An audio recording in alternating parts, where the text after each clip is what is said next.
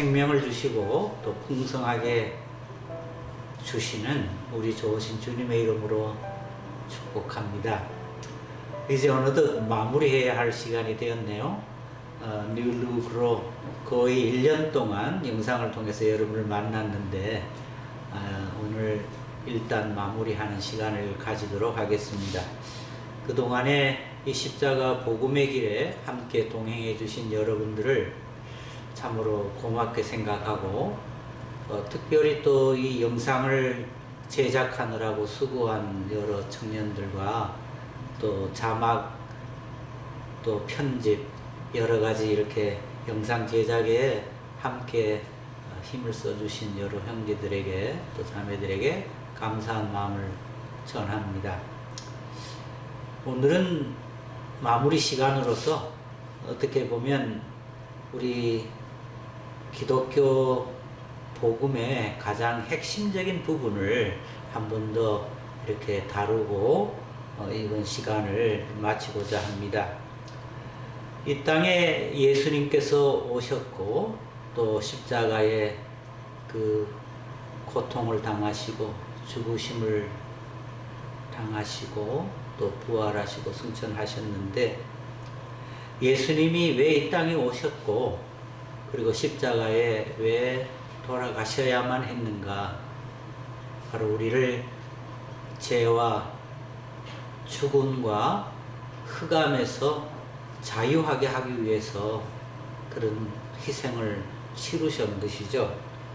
그래서 죄에서 벗어난 자유함을 우리에게 주시기 원하셨고 죽음에 처해 있었던 저희들에게 생명을 주시기 위해셨고 그리고 흑암 가운데 처해 있었던 우리들에게 밝은 빛의 영역 안으로 들어올 수 있도록 이런 은혜를 베풀어 주셨습니다. 이런 좋으신 주님을 우리가 믿고 의지하며 따라가는데 우리 주님의 말씀을 우리가 어떻게 접근하고 또 그 말씀을 이해하고 또 믿고 따라야 하는지 한번 이런 부분을 다루고자 합니다. 신학적으로 다룬다면 율법으로 접근하느냐 아니면 복음으로 접근하느냐 이건 굉장한 차이가 있을 수밖에 없습니다.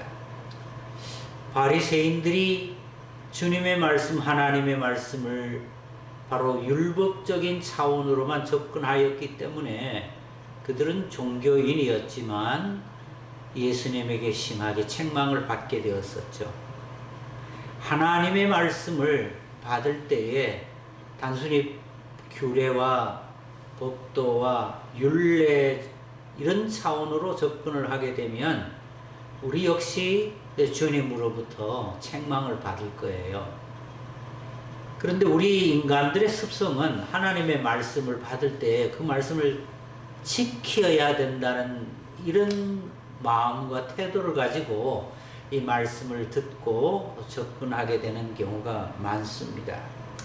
그러나 이 말씀을 내가 지켜야만 되겠다고 하는 이런 태도를 가진다면 이 말씀이 우리에게는 오히려 무거운 무게감으로 다가올 수 있게 되고 이 진리의 복음의 말씀이 우리를 참 자유케 하는 이 은혜를 우리가 누리지 못하게 되겠죠. 그래서 하나님의 말씀 우리가 어떻게 접근하느냐 이 굉장히 중요한 신앙인의 자세라고 생각을 합니다. 제가 늘 인사드릴 때마다 요한복음 10장 10절로 여러분들에게 문안을 드리고 이렇게 영상을 제작했는데 다시 한번 요한복음 10장 10절 말씀을 한번 보면서 생각을 하고자 합니다.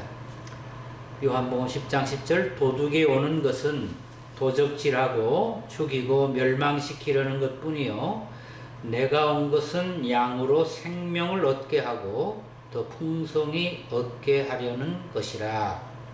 자, 여기 예수님이 오심은 우리에게 생명을 얻게 하고 더 풍성히 얻게 하려는데 그 반대로 도둑이 오는 것은 도둑질하고 죽이고 멸망시키는 것뿐이다.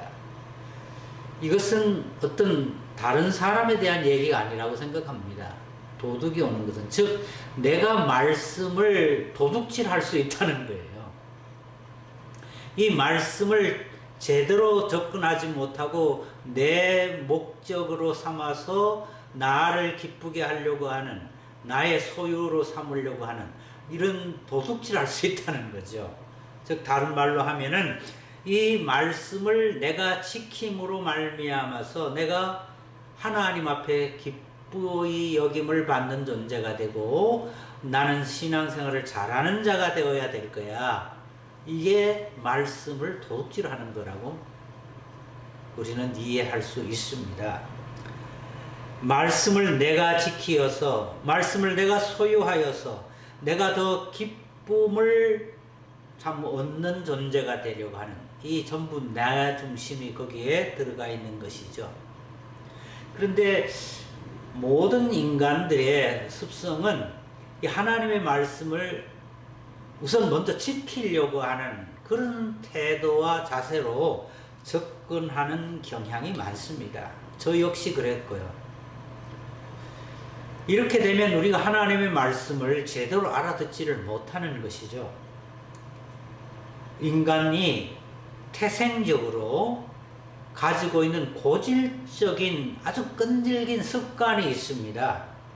에레미야 22장 21절에 에레미야 선지자를 통해서 우리에게 말씀하시기를, 에레미야 22장 21절, 내가 평안할 때에 내가 네게 말하였으나 내 말이 나는 듣지 아니라 하리라 하였나니 내가 어려서부터 내 목소리를 청종하지 아니함이 내 습관이라. 지금 우리에게 하시는 말씀이에요. 우리가 어려서부터 하나님의 음성을 청종하지 아니하는 것이 습관이 되었다는 거죠. 하나님의 말씀을 제대로 듣지를 못하고 제대로 받아들이지를 못하고 내 생각대로 그 말씀을 자기 유익 또는 자기 소유로 삼아서 하나님의 말씀을 제대로 알아듣지를 못하는 것이죠. 그러니까 제대로 알아듣지 못하니까 그 말씀을 또 도둑질하고 그냥 지켜서 내가 돋보이는 존재로 드러나기만을 원하는 이런 자리로 떨어질 수가 있는 것이죠. 이것이 어려서부터 태생적으로 정말 고질적인 습관이라고 말씀합니다. 그러나 하나님의 말씀은 우리가 지키려고 접근하기보다는 내가 잘 알아들으려고 이 말씀 앞에 들어가기를 원합니다. 청종하기를 원합니다.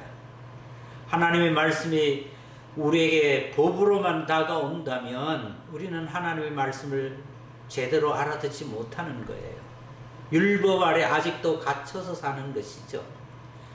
갈라디아서 3장 24절에 보면 율법의 기능에 대해서 말씀하시는데 갈라디아 3장 24절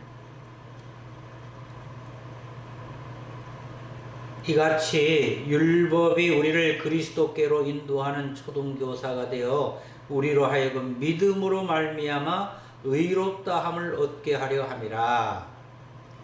23절도 보세요. 믿음이 오기 전에는 우리는 율법 아래 매인바 되고 계시될 믿음의 때까지 갇혔느니라. 그런데 이 율법이 우리에게 무슨 역할을 하느냐 하면은 예수 그리스도께로 인도하는 초등교사라고 말씀하시죠. 즉 율법의 기능은 우리가 그걸 법을 지키라는 그 차원이라기보다는 나는 지킬 수가 없어요, 아버지. 그러면서 이 지키지 못함으로 말미암아 나는 사망에 갇혀 있습니다. 어둠 아래 갇혀 있습니다. 아버지 저를 살려주세요. 주님 저를 구원해 주세요. 그렇게 예수님 앞에 나오게 만드는 기능과 역할이 율법입니다. 그런데 우리는 이 율법을 자꾸 무슨 희생을 치러서라도 무슨 대가를 치러서라도 내가 지키려고 자꾸 접근하면 내가 나야만 자꾸 살게 만드는 것이고 예수님 앞에 제대로 나아갈 수가 없는 거죠. 예수님이 십자가에 돌아가신 이유는 이렇게 율법 아래 갇혀 있었던 우리들에게 자유함을 주시려고, 죄의 권세와 저주 아래 있었던 우리들에게 제사함의 은총을 베풀려 주시려고, 흑암 가운데 있었던 우리들에게 빛의 세계로 들어올 수 있도록 예수님이 십자가에 돌아가셨는데, 여전히 하나님의 말씀을 그냥 법으로만 생각을 하고 지키려고만 덤벼든다면 얼마나 어리석고 여전히 바리새인적인 태도를 가지고 종교인의 모습만 가지고 있는 게 아니겠습니까? 그래서 하나님의 말씀을 나에게 생명을 주는 그 말씀으로, 진리의 복음으로, 십자가의 복음으로 우리가 받아들일 때 아들 되신 예수 그리스도의 영이 우리 안에 임하게 되므로 우리는 하나님의 자녀로 살아갈 수 있게 되고 빛의 세계에서 주님과 교제하며 살아가는 삶을 누리게 될 것입니다. 저는 목회자로서 이런 고민과 갈등이 있었습니다. 제가 말씀을 선포하고 가르칠 때에 말씀을 이런 법적인 차원으로 제가 가르치거나 이렇게 설교했던 적이 너무 많았던 것 같아요. 회개하지 않을 수가 없습니다. 말씀을 지키라고 할 때에 가르치는 사람도 쉬웠고 전하는 사람도 그게 쉽고 받는 교인들의 입장에서도 그게 반응이 더 쉽습니다. 그리고 목회자로서 교회 관리나 교인들 관리나 교회 예산을 집행하는 거나 이게 법적인 차원으로 자꾸 얘기하면 쉽게 이게 할 수가 있는데, 그러나 이 율법적인 차원이 아니라 진리의 복음으로 나아가면 혹시 주일 성수하라는 이거 안 하면 어떡할까 이런 걱정이 나름대로 있었거든요.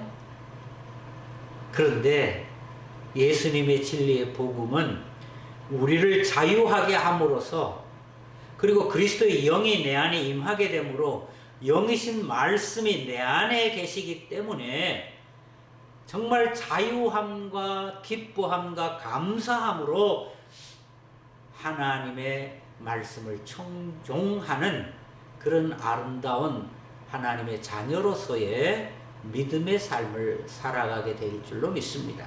그래서 이 영상을 마지막으로 제작을 하면서 여러분 모두가 율법의 저주 아래 있는 존재가 아니라 예수님의 십자가의 복음의 영향력 아래 그리스도의 영이 내 안에 살아계시는 이 권세와 능력과 기쁨을 믿음으로 누리며 사시기를 예수님의 이름으로 축복합니다. 그동안 함께 해주셔서 감사하고 다시 한번 제작에 여러 가지로 도움을 주신 우리 형제 자매님들에게 감사한 마음을 전합니다. 감사합니다.